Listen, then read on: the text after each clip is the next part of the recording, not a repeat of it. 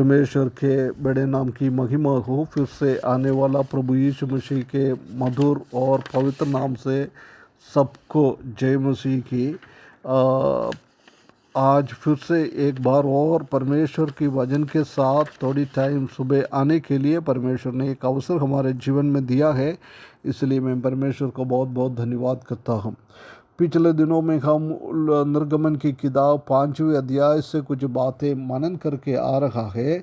उसी का 18वें पद तक हमने पिछले दिनों में देखा है। आज हम उसका 20 और 21 पद को एक बार पढ़ेंगे। 20 और 21 पद में ऐसे लिखा है, जब वे फिरौन के सन्मुख से बाहर निकल आए तब मूसा और हारून जो उनसे भेंट करने के लिए खड़े थे उन्हें मिले, और उन्होंने मूसा और हारून से कहा, यहोवा तुम पर दृष्टि करके न्याय करे, क्योंकि मैंने हमको फिरौन और उसके कर्मचारियों के दृष्टि में घृणित ठहरवा कर हमें काट करने के लिए उनके साथ हाथ में तलवार दे दी है। देख इन लोगों का रिस्पॉन्स कैसा है। परमेश्वर ने उसको अच्छी तरफ से बोला है, मैं तुमको इसी अवस्था से बाहर कर दूंगा, मैं तुमको आज़ादी कर दूंगा। ये परमेश्वर ने मूसा के द्वारा अच्छी तरफ से बोला है। हम जानता है कि निर्गमन की किताब 4 अध्याय 31 पद में ये लोग ये बात को सुनकर परमेश्वर को धन्यवाद किया है, परमेश्वर को आराधना किया था।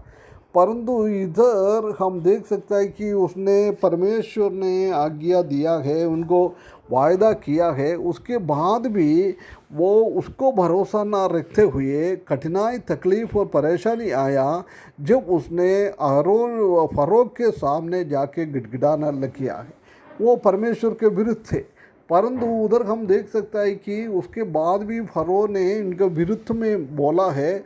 जब वो बाहर आ रहा था मूसा और आरोन को देखा है, जब वो मूसा और आरोन के विरुद्ध में वो बात कर रहा है, बोल रहा है तुम्हारे ऊपर परमेश्वर न्याय करे। ये सोचता है कि मूसा और आरोन के पास परमेश्वर है नहीं है, इस्राएली लोगों के पक्ष में है परमेश्वर।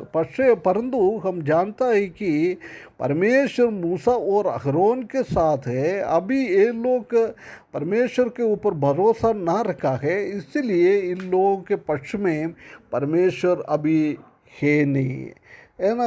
हमारा भी ये आदत है, हमारे जीवन में कुछ बातें कुछ तकलीफ परेशानी आ जाता है जब हम भी यही काम करता है कि परमेश्वर के विरुद्ध में हम भी बातें करता है, आवाज़ उठाता है। हमारा कलीसिया का प्राचीनों के ऊपर, विश्वासियों के ऊपर हम भी ऐसी आवाज़ें उठाता है। प्रिय भाइयों बहनों, कभी ऐसा हम ना करना है।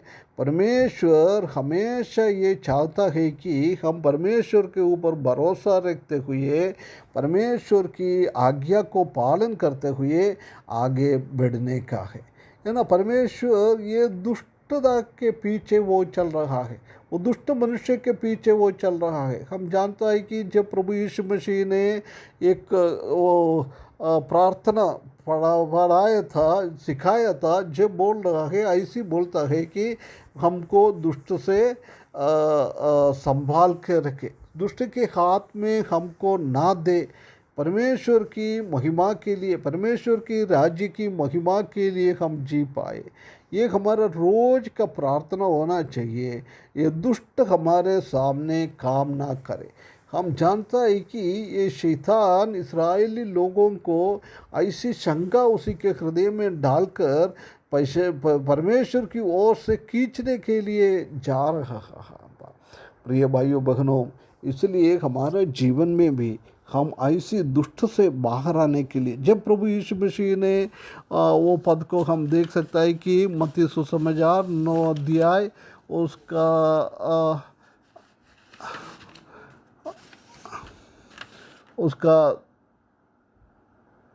6 अध्याय उसका 13वें पद में, और उसके बाद हम जानते हैं कि यूहन्ना 17 का 15 में भी ये कहता है कि मैं ये चाहता है कि इस दुनिया से इन लोगों को उठा दे नहीं, परंतु शैतान की और दुष्ट के हाथों से उसको बचा के रखना है। ये परमेश्वर प्रभु यीशु मसीह प्रार्थना ऐसी प्रार्थना करता है।